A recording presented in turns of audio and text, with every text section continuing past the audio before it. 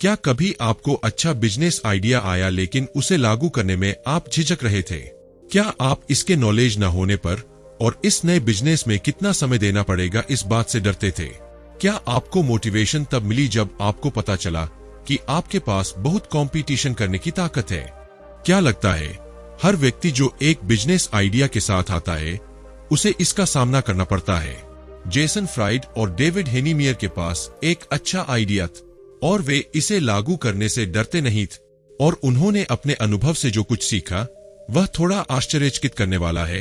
आपको लंबे समय तक काम करने, बिजनेस मीटिंग और दूसरे बोरिंग काम से डरना नहीं है। जैसा कि आप इस समरी में देखेंगे, आपको निवेशकों और पार्टनर्स को ढूंढने की आवश्यकता नहीं है, कम से कम शुरुआत में नहीं। बिल्कुल इसके विपरीत, फ्राइड और हेनीमियर के अनुसार इस तरह की चीजें वास्तव में आपके बिजनेस में सफल होने की संभावनाओं में बाधा डालती है। और यह दो लोग कोई रैंडम व्यक्ति नहीं है जिन्होंने एक किताब लिखने और पैसा कमाने का फैसला किया है। उन्होंने कुछ साल पहले अपनी रेपुटेशन साबित की जब उन्होंने एक प्रसिद्ध प्रोग्रामिंग भाषा रूबी ऑन रेल्स बना।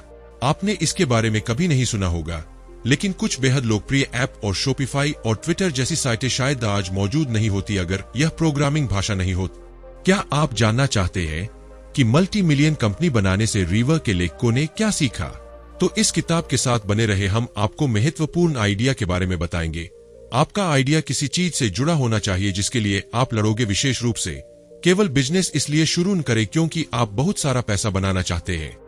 जरूर कभी कभी इस लालची रुख से भी सफलता मिलती है, लेकिन बहुत बार यह नुकसान पहुंचाता है।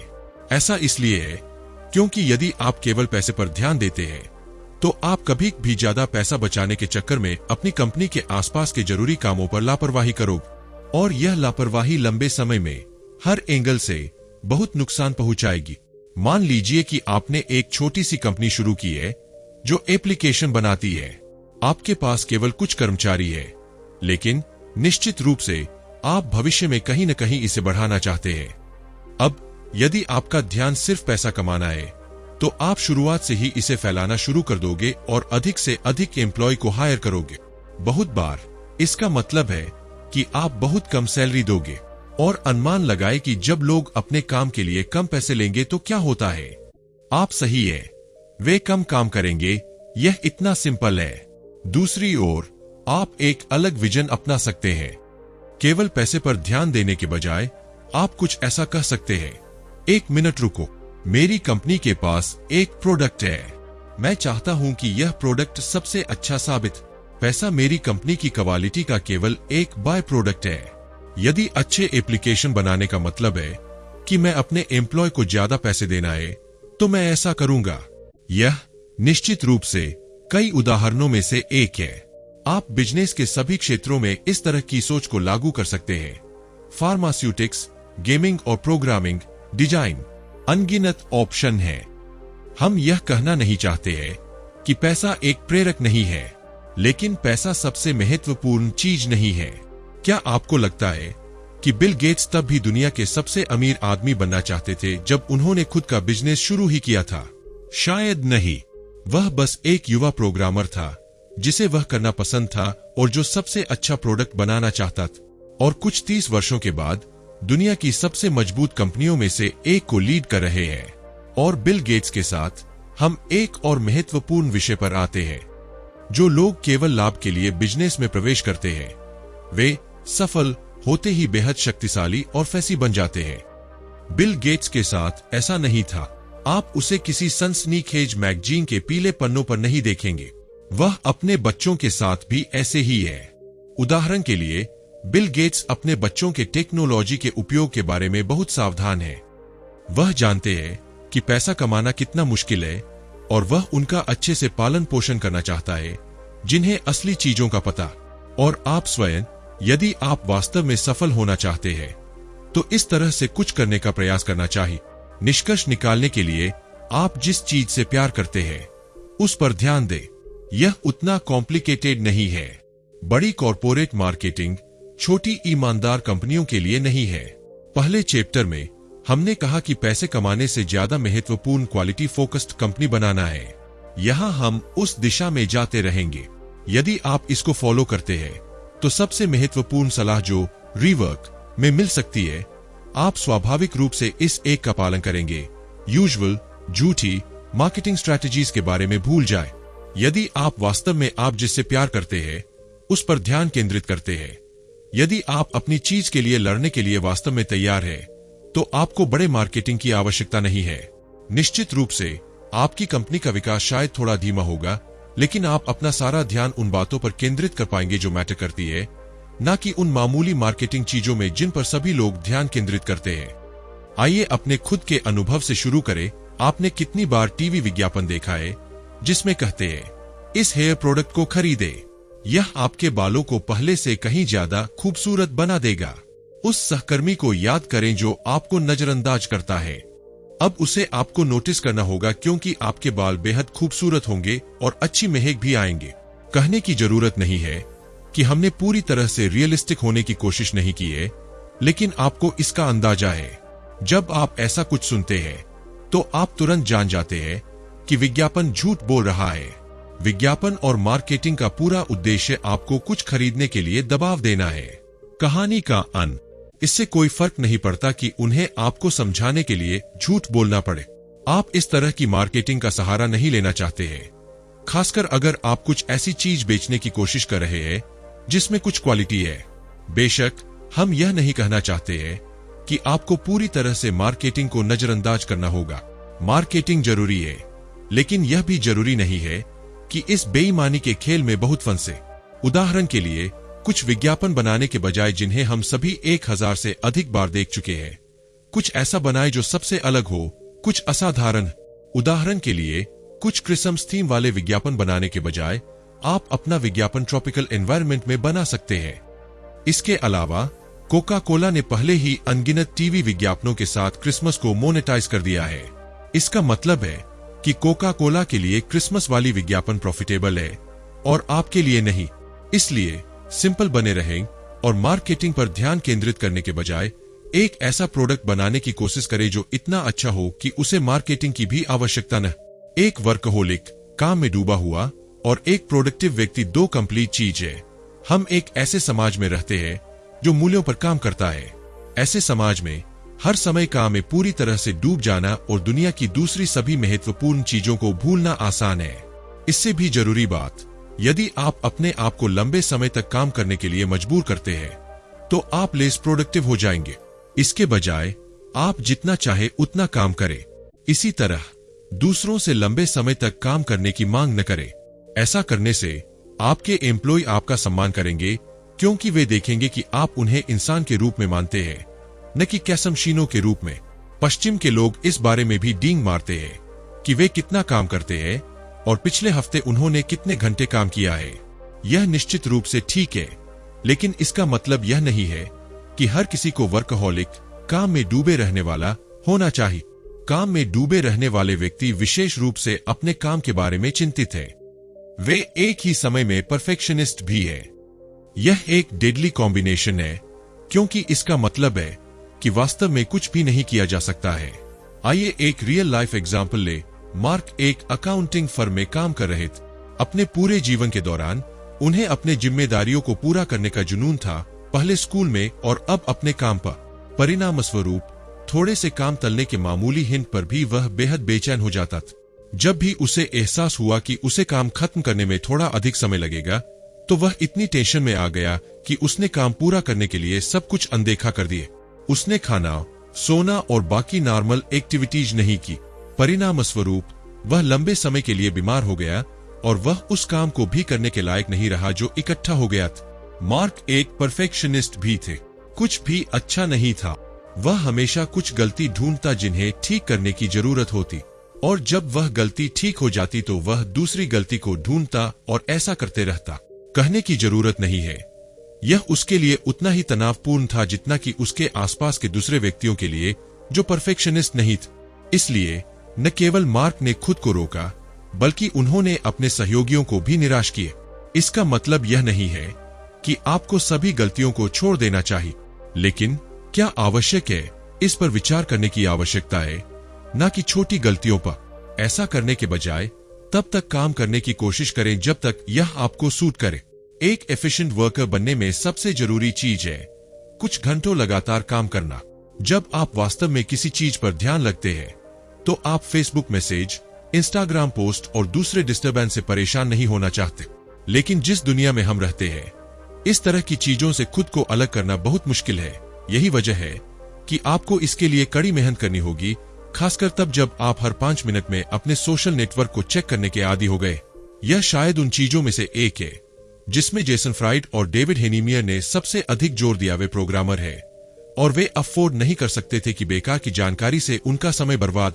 यदि आप काम करते वक्त अपने सोशल मीडिया का यूज कम करना चाहते हैं तो बस फोन बंद कर दे या कम से कम इंटरनेट बंद कर दे। अन्य तकनीकें भी है। उदाहरण के लिए आप अपने फोन को कार्यालय में कहीं रख सकते हैं जहां से फोन यूज करना मुश्किल हो। यही कारण है कि आप शायद ही कभी जा पाएंगे और फोन ले पाएंगे। बेशक तरीके और भी है, लेकिन जो आपको सबसे अधिक सूट करता है आप उसे ढूंढना। अगली चीज जो प्रोडक्टिविटी के लिए बहुत खराब है वो है लंबी बेकार की स्टाफ मीटिंग। फ्राइड और हेनीमियर को इस टाइप की मीटिंग से नफरत थी और यह कारण है 10 लोग एक मीटिंग में हिस्सा लेते हैं जो केवल 1 घंटे तक चलती है। इसका मतलब यह है कि 10 घंटे के फोकस्ड काम को कड़ी मेहनत के अलावा किसी और चीज पर खर्च किया गया है। बेशक मीटिंगें हमेशा खराब नहीं होती है।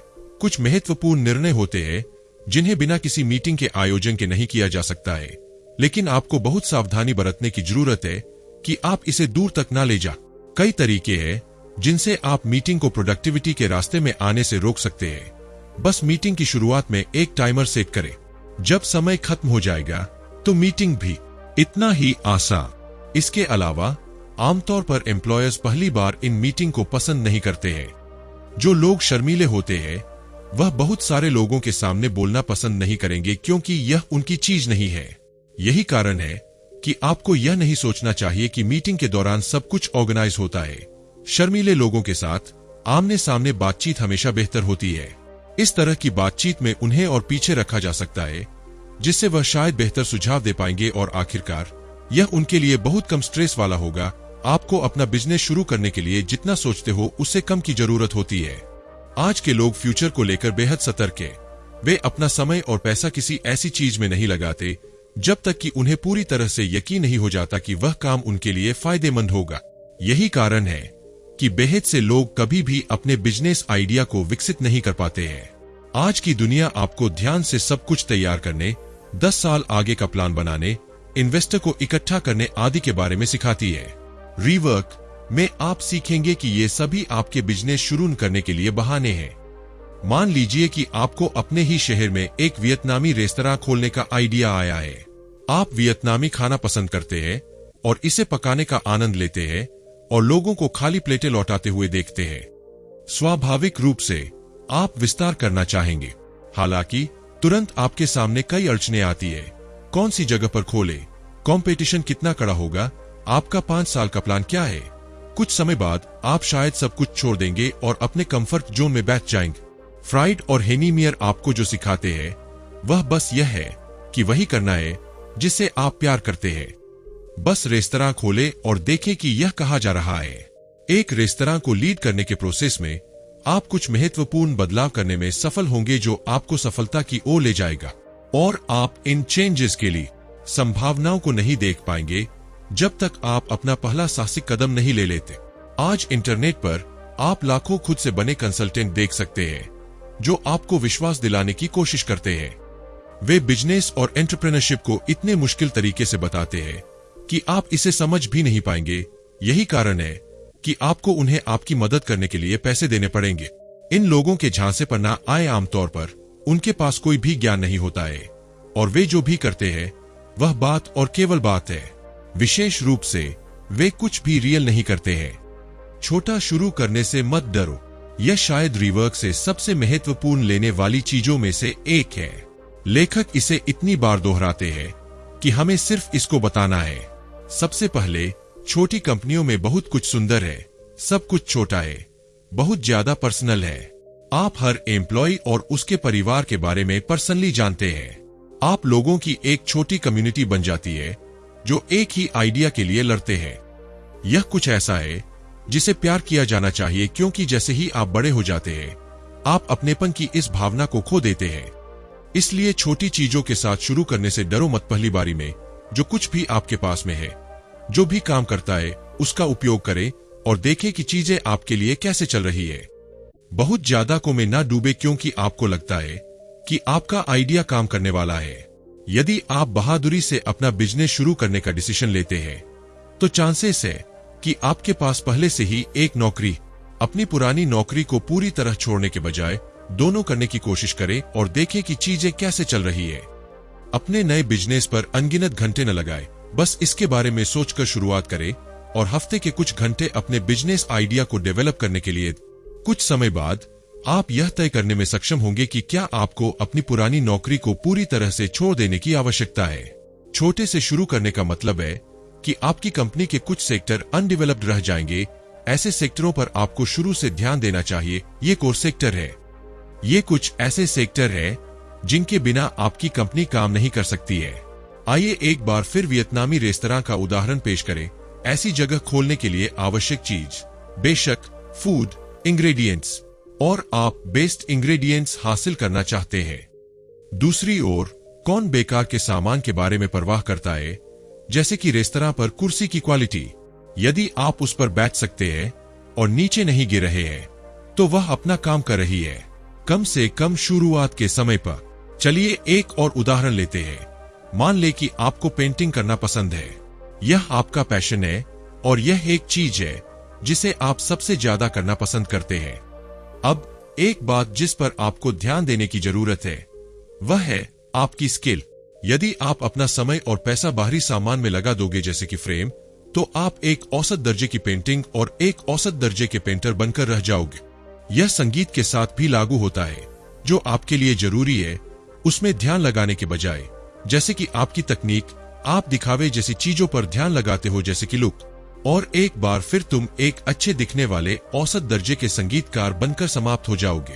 अंत में छोटे से शुरू करने से डरो मत, और सबसे महत्वपूर्ण बात, इंपॉर्टेंट चीजों को सही से प्राप्त करें। बहुत जल्द इन्वेस्टर के लिए खोज न करें। यह एक और सिम्पटम है अपनी नौकरी में जल्दबाजी करने का। जैसे ही आप अपनी पहली सफलता प्राप्त करते हैं, आप कुछ इन्वेस्टर को ढूंढने लगेंगे जो आपकी कंपनी को विकसित करने में मदद करेंगे। लेकिन ऐसा करने से आप कई गलतियां कर रहे हैं। सबसे पहले, इन्वेस्टर को खोजने का मतलब है कि कंपनी में आपका हिस्सा छोटा हो जाएगा।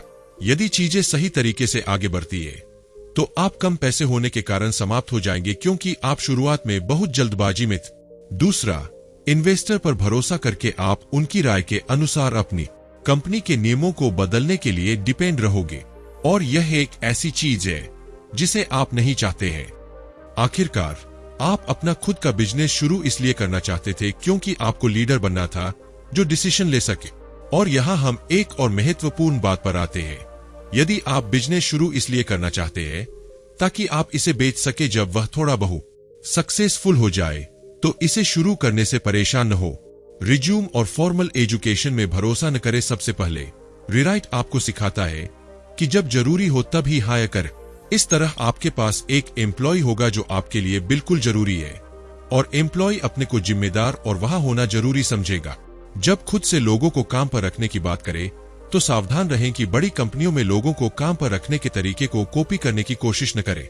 वे जो करते हैं वह अनगिनत जॉब इंटरव्यूज की लिस्ट बनाना है जो लोगों के रिज्यूमे पर आधारित होते हैं। ये दो बेकार की चीज करने के समान है। आप अपना और दूसरों का समय बर्बाद कर रहे हैं। इसके बजाय अपनी खुद की गट फीलिंग में भरोसा करें। कई रिज्यूमे पढ़ने के बजाय पोटेंशियल एम्प्लॉय को ढूंढने के लिए मौजूदा एम्प्लॉय की मदद ले। यदि आपके पास पहले से ही अच्छे मेहनती एम्प्लॉय है, तो नए लोगों को खोजने में आपकी मदद करने के लिए कहने से डरे नहीं। क्यों रिज्यूमे जरूरी नहीं है? सबसे पहले, संभावना है कि पोटेंशियल एम्प्लॉय ने खुद अपना रिज्यूमे ना लिखा। ऐसे लोग हैं जो पैसे के लिए रिज्यूमे लिखते हैं। भले ही आप इंटरव्यू के दौरान इसे नोटिस कर लोगे, लेकिन समय बर्बाद क्यों करोगे? इसके बजाय अपने मौजूदा एम्प्लॉय के कहने पर कुछ इंटरव्यू रखें और देखें कि सब कुछ आपके लिए कैसे चल रहा है। फेलियर केवल एक संभावना नहीं है, यह जरूरी है। जैसे ही आप यह महसूस करते हैं, आप अनेक असफलताओं से शांत दिमाग से निपट सकते हैं। इसके बारे में जरा सोचें क्या उसेन बोल्ट ने हर एक दौड़ जीती है जिसमें उन्होंने भाग लिया था? निश्चित रूप से नहीं। क्या एक अच्छा आइडिया होने का मतलब यह है कि आप सफल होने वाले हैं? हरगिज नहीं।